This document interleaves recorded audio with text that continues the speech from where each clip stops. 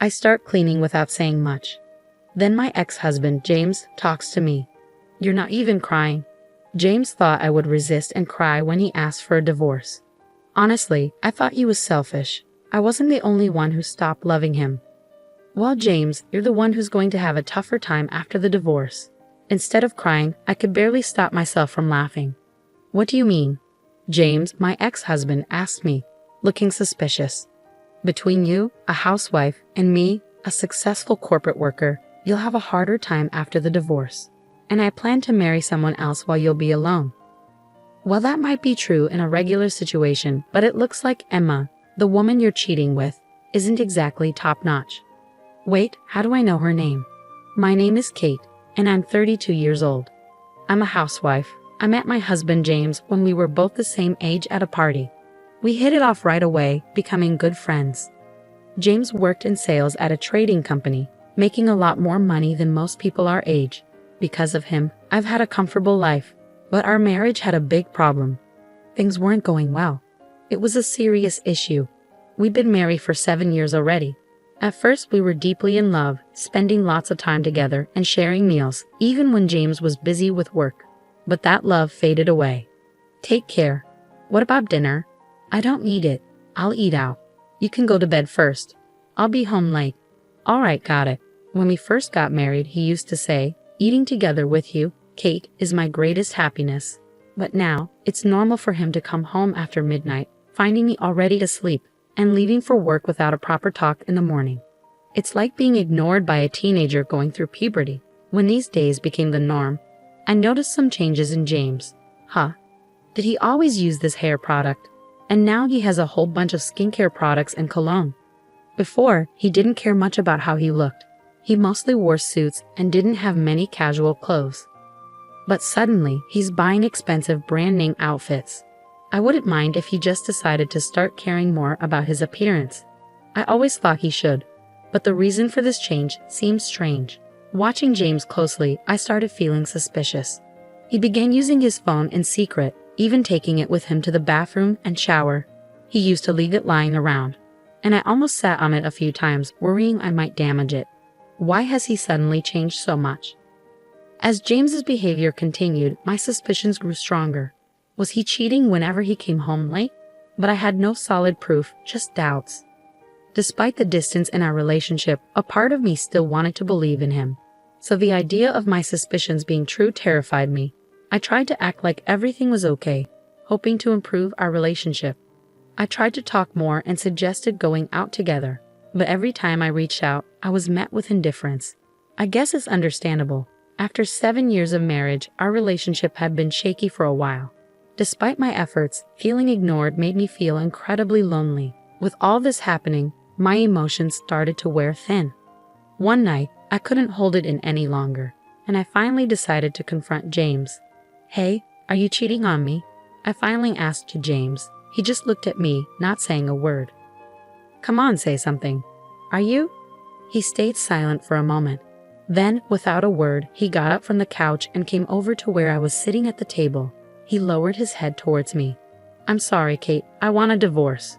I was speechless, completely caught off guard by his unexpected confession. Ignoring my stunned silence, he went on. "I've fallen in love with someone else. I want to start a new life with her."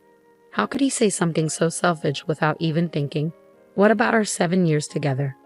I had a feeling there was another woman, but I never expected him to drop this bombshell so suddenly. All my efforts to fix our relationship seemed pointless. Was the man I fell in love with really this heartless and selfish? When we first met, I thought he was the most amazing person in the world. I couldn't find the words to say, my mind swirling with these thoughts. Then my husband said something that made me doubt if I heard him right. The truth is, she's pregnant with my child. I want to be with her for our child's future. I felt like everything was spinning, like I was about to collapse. Everything around me seemed to turn white. We hadn't had a child in our 7 years together. We hadn't even been using protection. In fact, we had been actively trying to conceive and had sought infertility treatments. Despite our efforts, we couldn't have a child. Medical reports showed my husband had fertility issues, but he always expressed his desire for a child. So despite the challenges, we never stopped trying. I always did my best to meet his expectations. Lately, though, our relationship had lost its spark, and we stopped trying to conceive.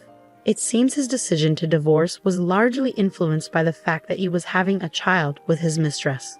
I've always wanted a child, especially to show my mom her grandchild soon. You understand, right, Kate? So please, let's divorce. My mother-in-law had been seriously ill and hospitalized for the past 2 years. I understood his urgency to give her a grandchild. But to have a child with another woman instead of his wife, it was devastating. I wanted a child too, which is why I underwent fertility treatments. I thought we were in this together, sharing the pain of infertility. Do you even realize how selfish you're being? I yelled at him in frustration, but James just looked down, apologizing. It felt like he was waiting for the storm to pass, which only made me angrier. What kind of woman is she?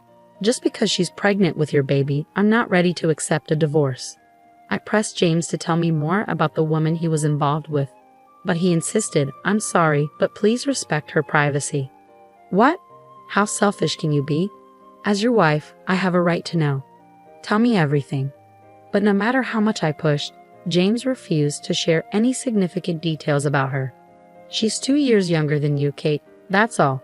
She works with me. What a joke. He must really care about her. Despite my persistence, James wouldn't give any real answers. For a few days we argued about it, but I adamantly refused to agree to a divorce on James's terms. I didn't want to give in to him so easily. Throughout our discussions, James kept apologizing and bowing his head. Please, I no longer have feelings for you. What's the point in staying married? Even my mother knows about this, and she's fine with it. Apparently, James had already spoken to my mother-in-law about our situation.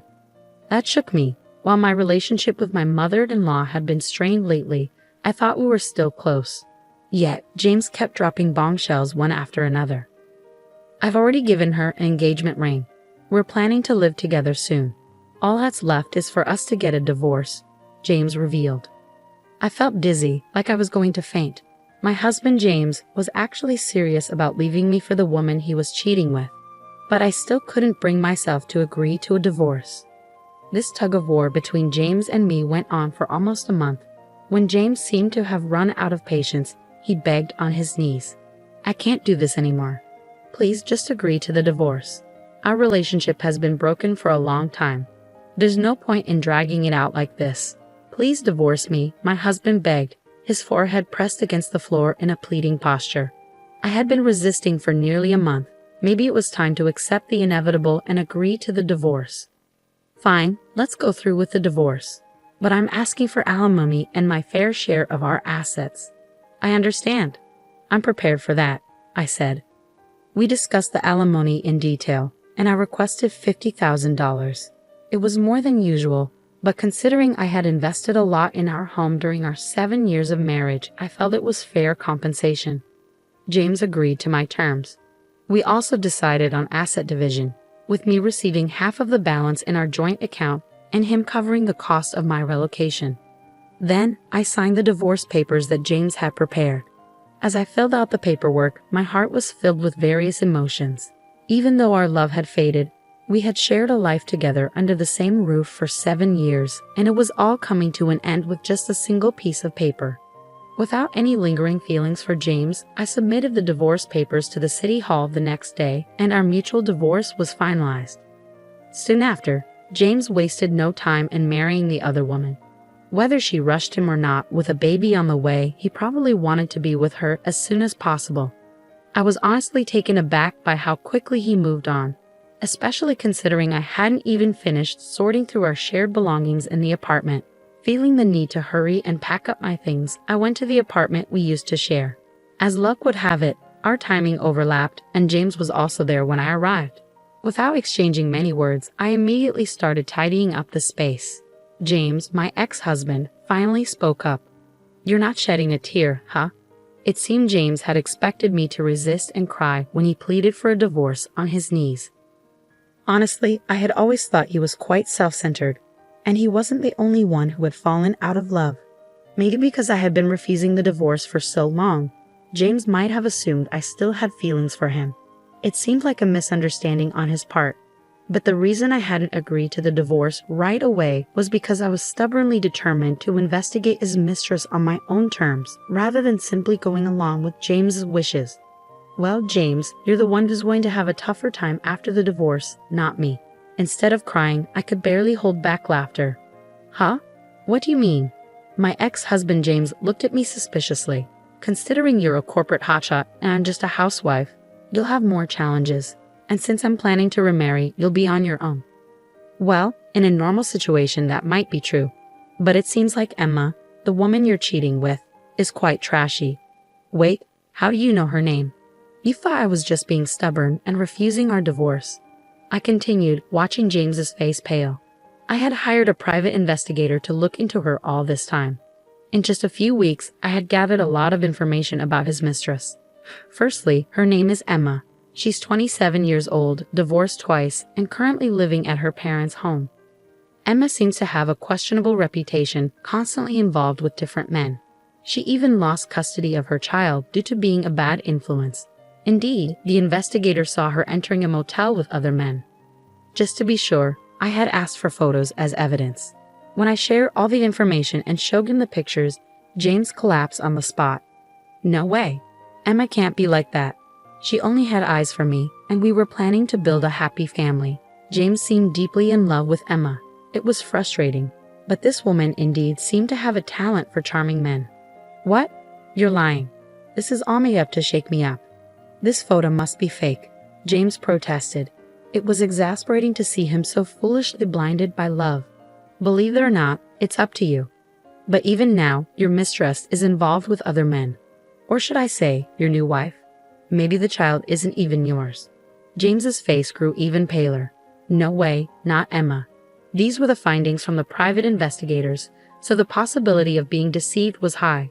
Perhaps among her multiple boyfriends, James was the one who made the most money, which is why she chose him to marry. Quite an honor, isn't it? Even if the child may not be biologically yours, you wanted a child anyway, so raise your child well. I delivered this final blow to James and left the apartment with my belongings. After a while, I received an email from him. He wanted to get back together. As I suspected, the child Emma had given birth to wasn't James's. When he confronted Emma, she retorted, "I didn't know whose child it was until it was born." But since James was already married to Emma, legally he had to raise the child she gave birth to as his own. James had just been a money tree for her. As proof, when paying alimony to me, James had covered Emma's portion too. So, in total, he paid me $80,000. Furious, James confronted Emma, but she simply said, "You seemed happy to serve me." Eventually, she left the child behind and disappeared. James called me, begging, "You were right. I was deceived. I'm really sorry. I want to start over again." But I was just disgusted. You think I'm going to come back to you just because you're saying those things? You had an affair, that's a fact. You betrayed me, that's also a fact. You need to accept reality. I hung up the phone after that. Later, I heard from a mutual acquaintance that James handed over the child Emma left behind to her parents, telling them to take responsibility. Emma's parents responded, "That's troublesome. You raised the child."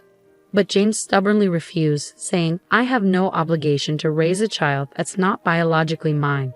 He submitted DNA test results to prove the child wasn't his and revoked his acknowledgement of the child. Emma's parents apparently didn't know the child wasn't James's. After they found Emma, they took her back home and are forcing her to raise the child in semi-captivity. They're keeping a close eye on her to prevent her from freely meeting other men. Meanwhile, even though my ex-husband James has cut all ties with Emma, he paid me $80,000 in alimony, including Emma's portion, which wiped out his savings. He's been demanding Emma repay the alimony he covered for her, but she doesn't seem to care and claims she can't pay back what she doesn't have. Sadly, James has become a divorced man with no savings, unable to focus on his work, and making many mistakes. Now he's been reassigned to a rural area with no chance of promotion, living a lonely life. On the other hand, I've moved back to my parents' house and am helping with their farming business. After a few years, I fell in love and married a local fisherman. We don't have children, but I'm happily spending every day with my husband, who is always kind to me.